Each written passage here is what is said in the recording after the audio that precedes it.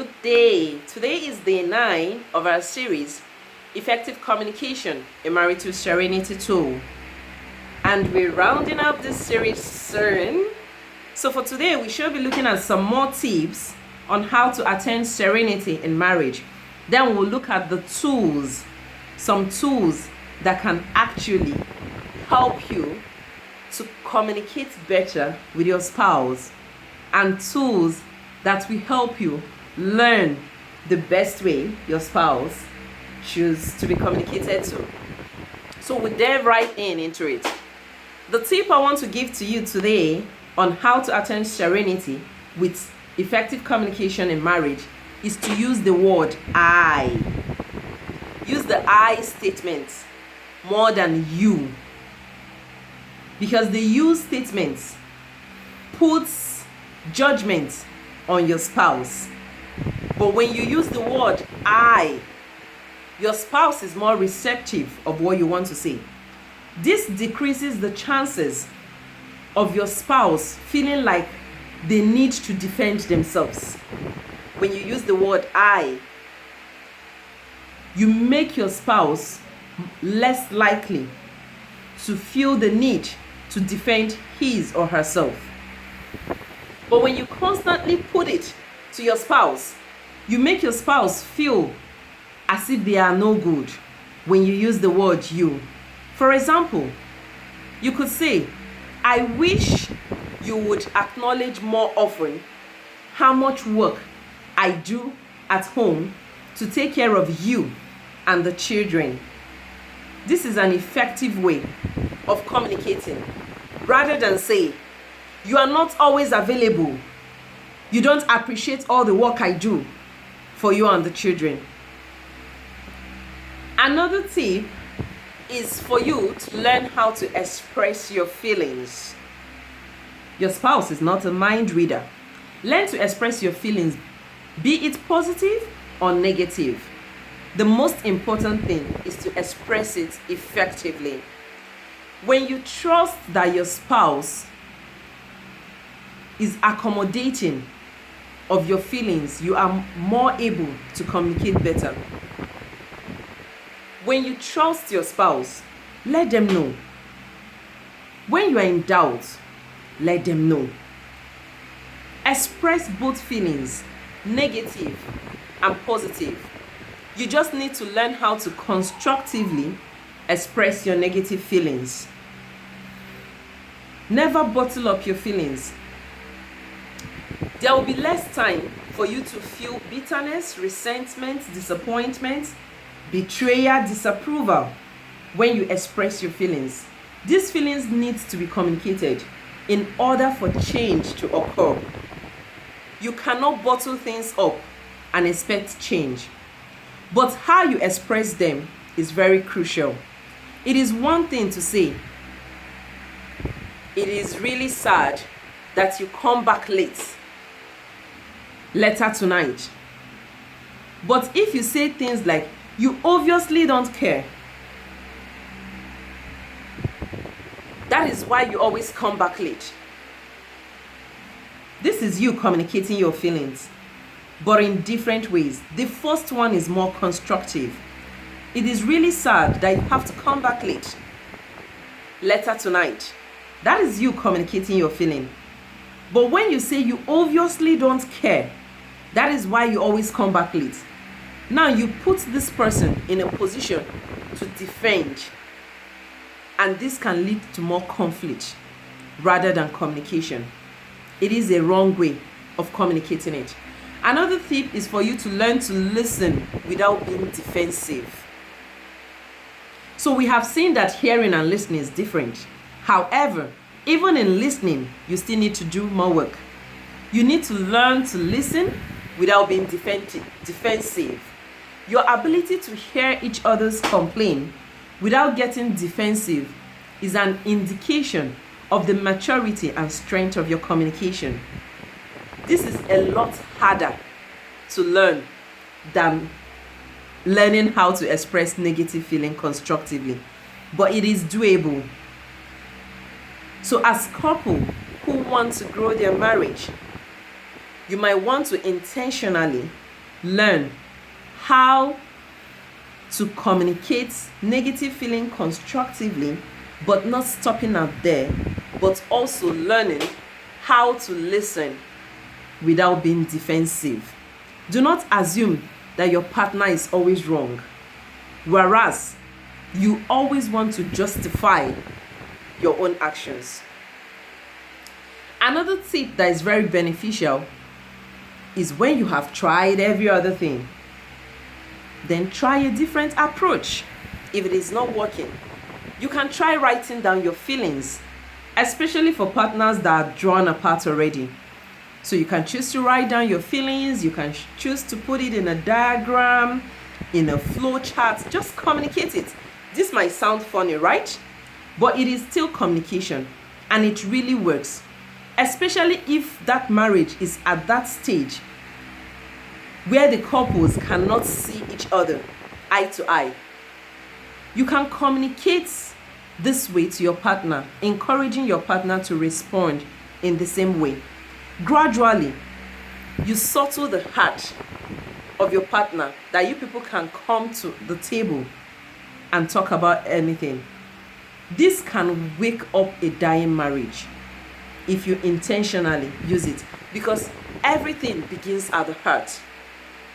So long as your partner reads what you've written, it is effective and it can wake up a dying marriage. It can help you connect back. And the last tip I want to mention here, which is a very powerful tip, is forgiveness.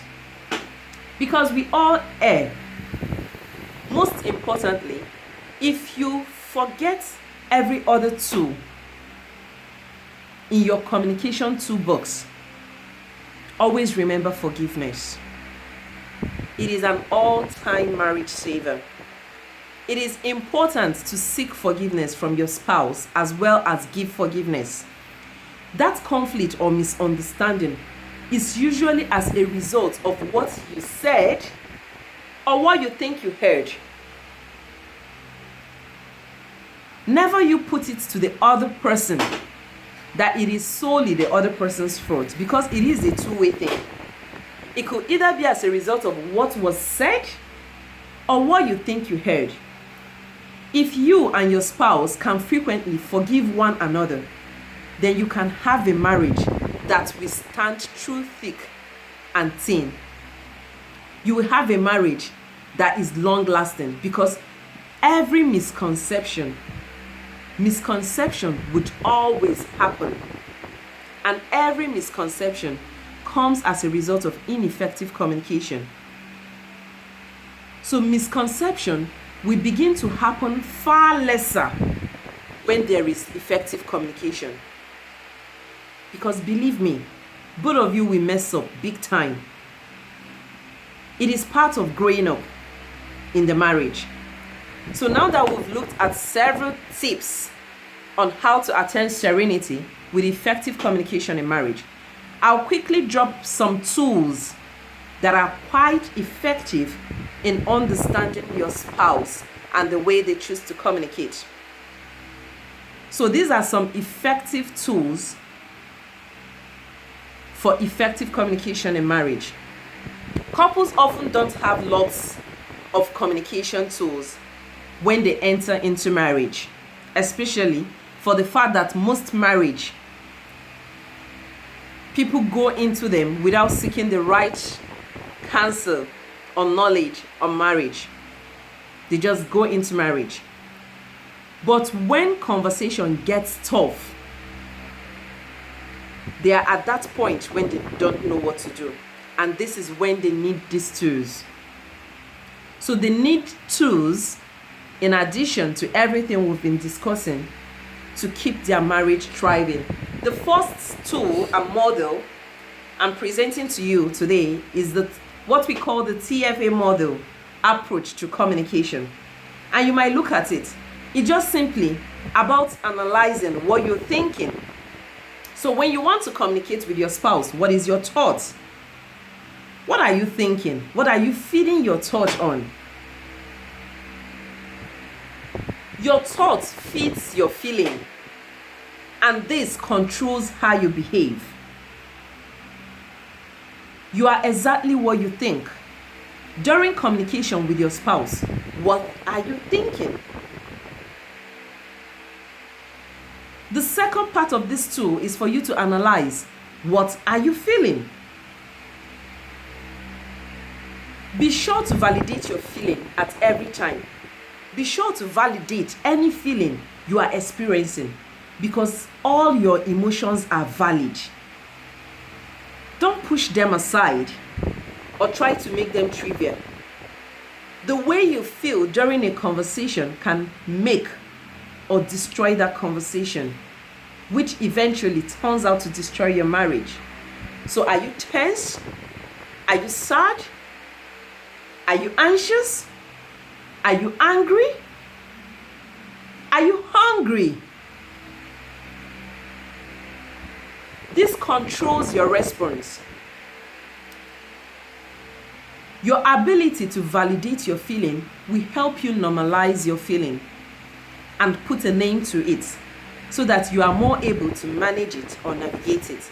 It is when you have done this successfully that you can begin to reflect on the choice you want to take about that feeling. Because this feeling generates your response. And that brings us to the last part of the model. With your thoughts and your feelings, what decision are you making? What action are you taking? What are you deciding to do? What is this thought and feeling spurring you to do? This helps you to evaluate your choice of response and how your marriage is measuring up, in order to know the areas to improve on. It also helps you to analyze your spouse's response, if you understand, to question your thoughts, your feelings, and the decisions you're taking. It helps you analyze your spouse's response. Communication in marriage is like a river. When thoughts and feelings are flowing smoothly between the spouse, things are fun and it feels good. However, when communication flow becomes turbulent or stiffened, then it becomes potentially dangerous and destructive to that marriage. When the communication gets blocked and the pressure builds up, there tends to be an outburst, like a damaging raging flood, when the words start coming out. That is why it's important to track your feelings so that you can manage it. You must control what you think and what you feel. Another tool I bring to you today, which is a very powerful tool, like I mentioned earlier, that we use in the Institute of the Family Engineering and Development Center, is what we call the user manual. Just the way you buy your appliances and go for the instructional manual, when you got married to your spouse, did you bother to understand your spouse's instructional manual? How can you describe your spouse? What is your spouse compatible with? How do they function? How do they receive information? What is their makeup? What is the makeup of your spouse? What is the safety measure, that precaution you need to take during that conflict? Do you know that about your spouse?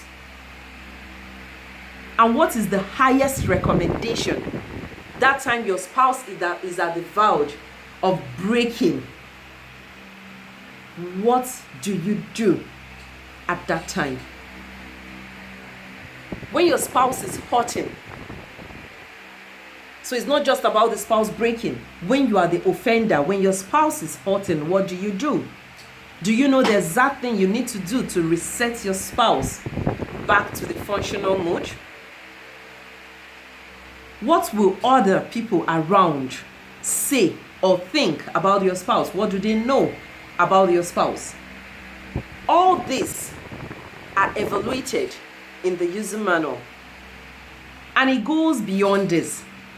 So if you would love to create a user manual for you and your spouse, you might want to contact me. But if you read deeply, within the line and you find out that you can create this for yourself, that is good. So with this, we come to the end of this series. Until I come your way again on this series, tomorrow being the last day of the series, I remain your Serenity Coach, Chineye Nwobi. Bye.